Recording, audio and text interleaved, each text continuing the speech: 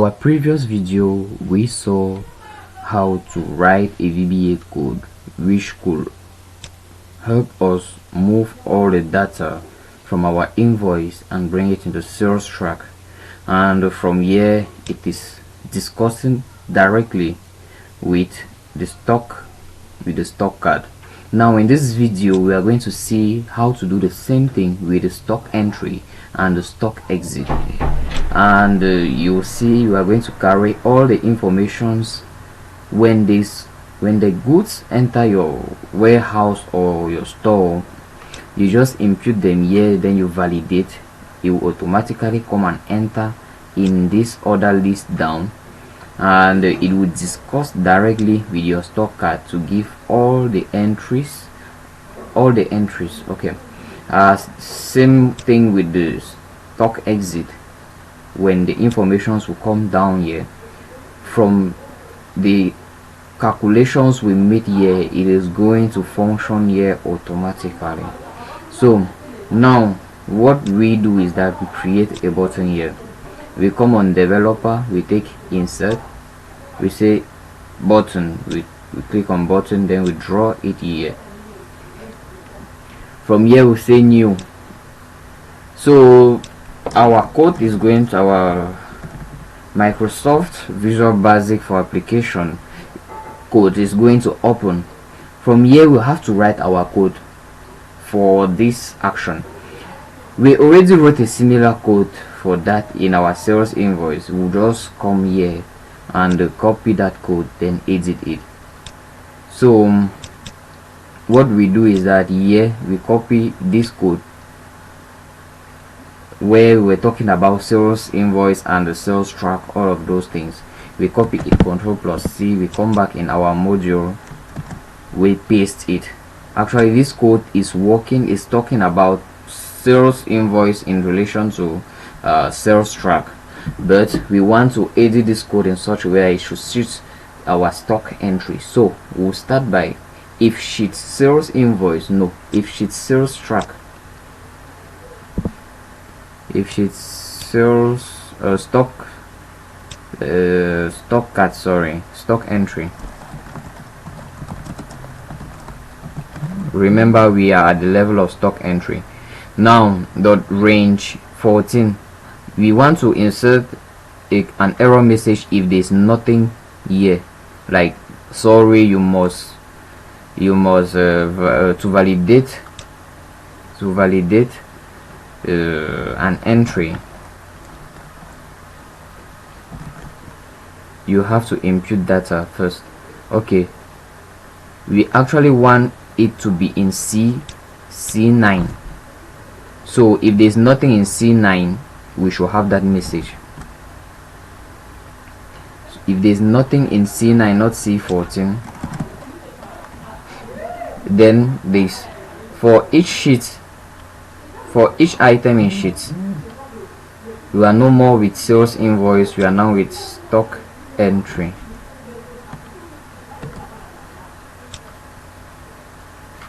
We put it here. We are actually talking of stock entry. So in range C14 to C27, now we are talking of C9 to C14, C9 to C14. So for each item in sheet, stock entry in C9 to C14. If the item value has nothing, we do nothing.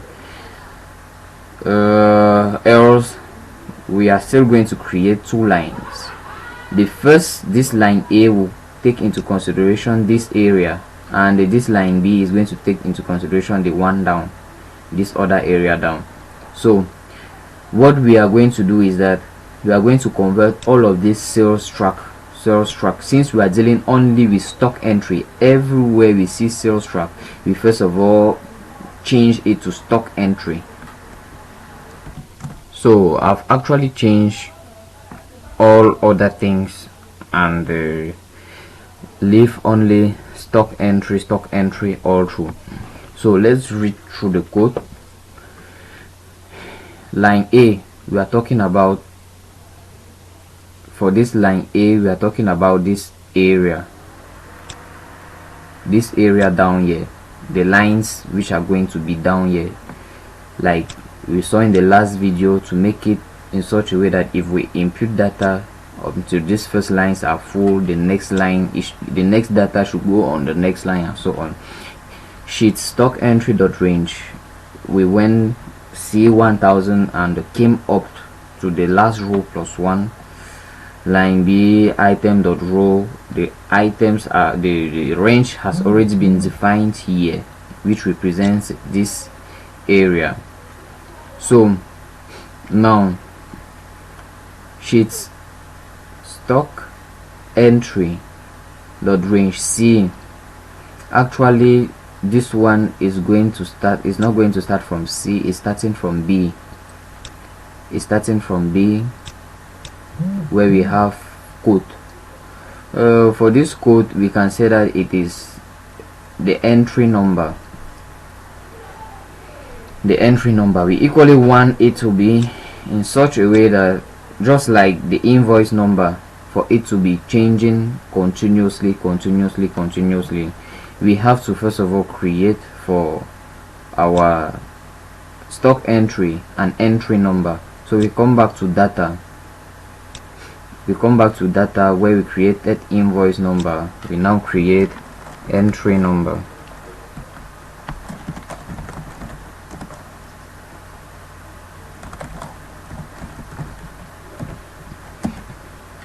So here we want that it should show something like it depends on you.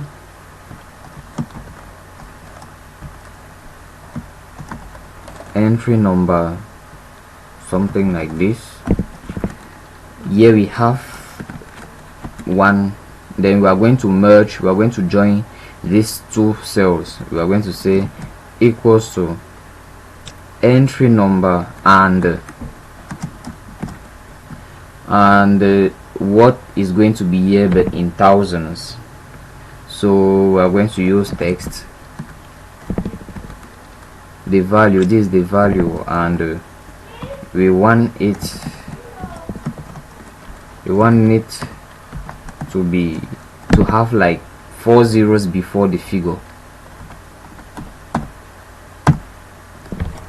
We close it. Alright, so that is how it is, and we want that it is in K7. We want that our stock entry here, the number here should be equal to K7.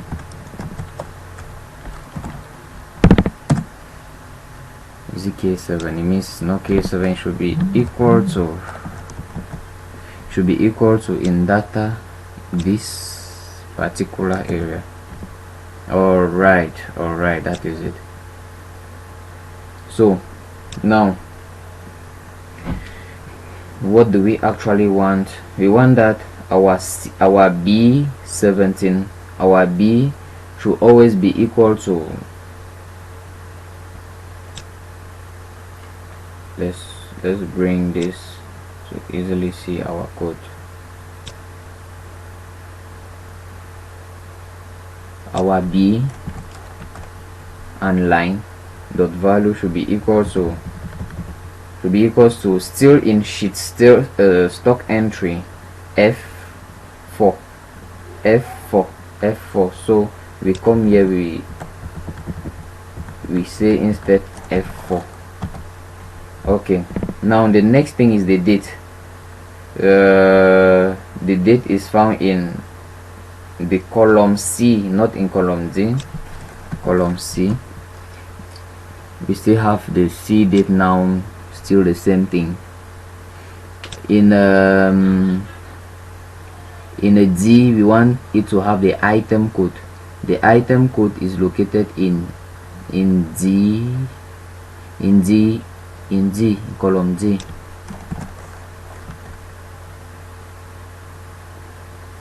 We want it to be equal to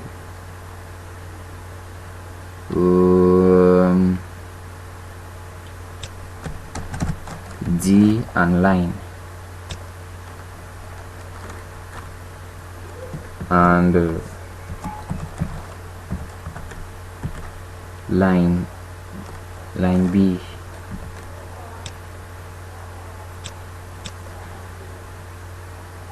I think yes, this is it. We are on D, line B dot value. Yes, you want the item code here, the item code which will appear here to be equal to the ones here. We go to E is this description. E will now be the description, so it will be E and line. It will be E and the line. The next one is the quantity F. It is going to be F and line. The next one after F will have the unit price G,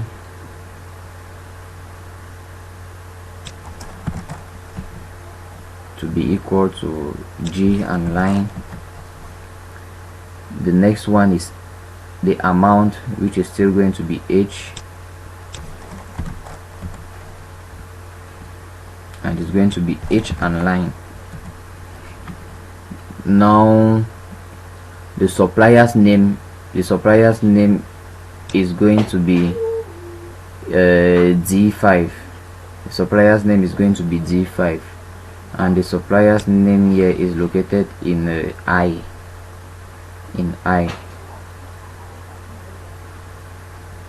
It's going to be in I, and it should be equals to, it is not going to be this, it is equal to, let's come back here, D5. Come in here and say D5. Okay, now for comment is located in J, and we want it to be bin entry.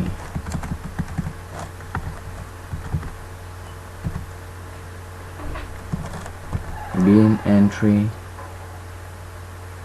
No, we like that the comments like it is here, we are going to write the comments on our own, meaning the person who is entering this data is going to write the comment on his own. So we don't want any default kind of comment, so we just want that the comment should be the content here, and the content is in from F6 to H7.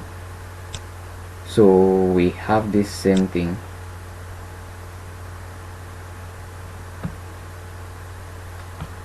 Copy this stock entry from F6 to H7,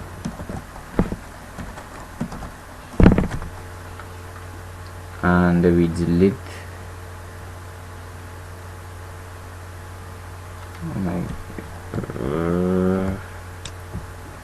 we delete this.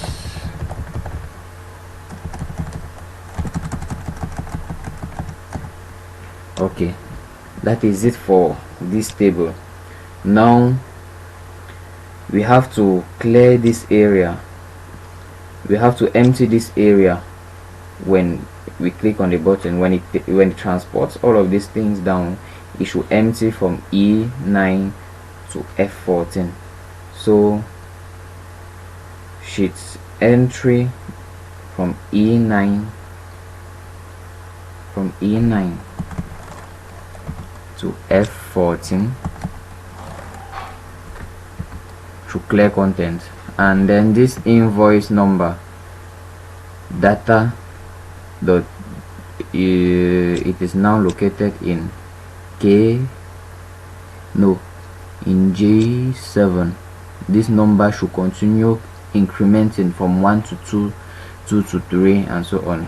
So we are in J7 plus 1. and that is all about this one. Basically that is all. Let's try it out. So we are here, let's put some quantities.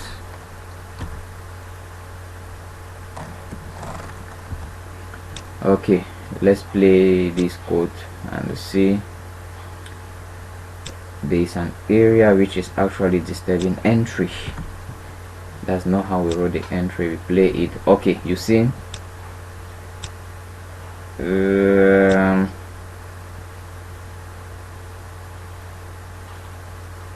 it seems as if there is a problem in our code. Let's try it out again. We put some tool. Let's try and play it again.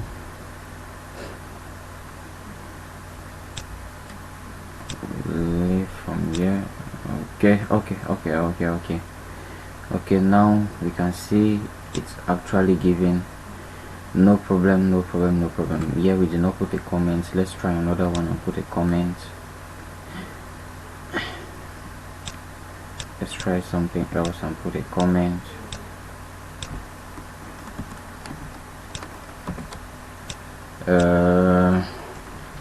Let's say from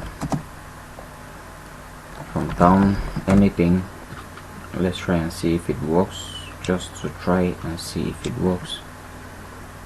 Okay, it has actually gone down, and you can see it has carried all of those informations. We forgot something. You see the entry number is incrementing, is changing, but this one is still there. I've not deleted this place, so we're going to see this same thing, but it is from F6 to H7.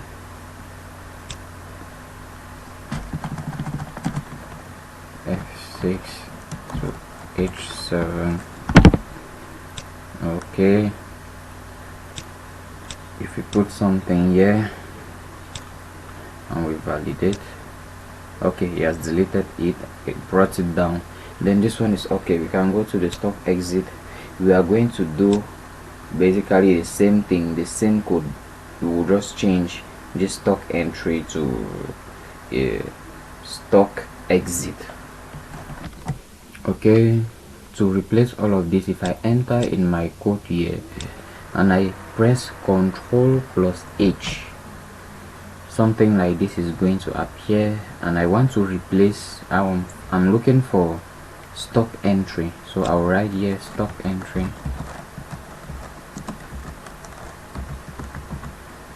and I want to replace with stock exit. This is actually a way of replacing everything fast.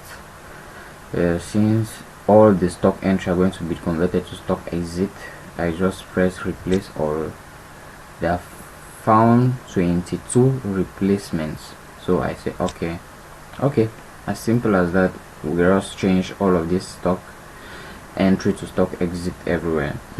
Now we have to create the exit number, this code which will be changing all the time. We come back to our data, we are going to create something else.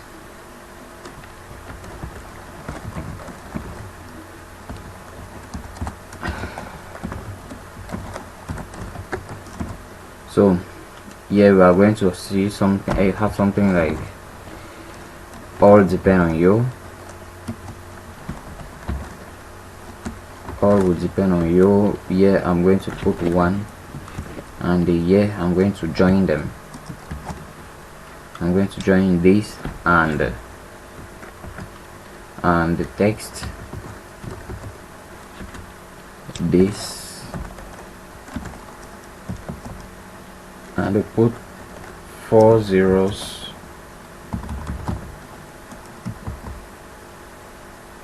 mistake. I had to close this before closing the brackets. Okay, and I want this stop exit, this area to be equal to what is actually here. Okay, all is cool here. Let's try this code. Before we try, there's some other information that will have to change, such as the location of the number. This B is instead G7. Here we instead have G7 in our code. Instead of F4 we have G7. What else can we change? There is this area for the comments. It starts from G5 to H7. From G5 to H7. Okay, and if you want to clear content here, it will equally be G5 to H7. I guess from here there is no other thing to modify, no other thing. Let's try this code out.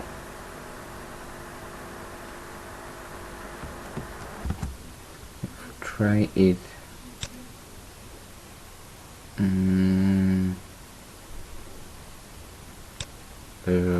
Something is wrong here.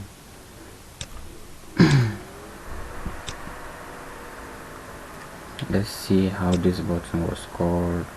So it's an error here that I made already. Let's check down. Let's play this. Okay. Everything is given the way it was supposed to give, and that is all about the coding part of our invoice and our stock card. So in our next video we are going to see how to work on the payroll and the pay slip, as well as the overtime. See you in the next video.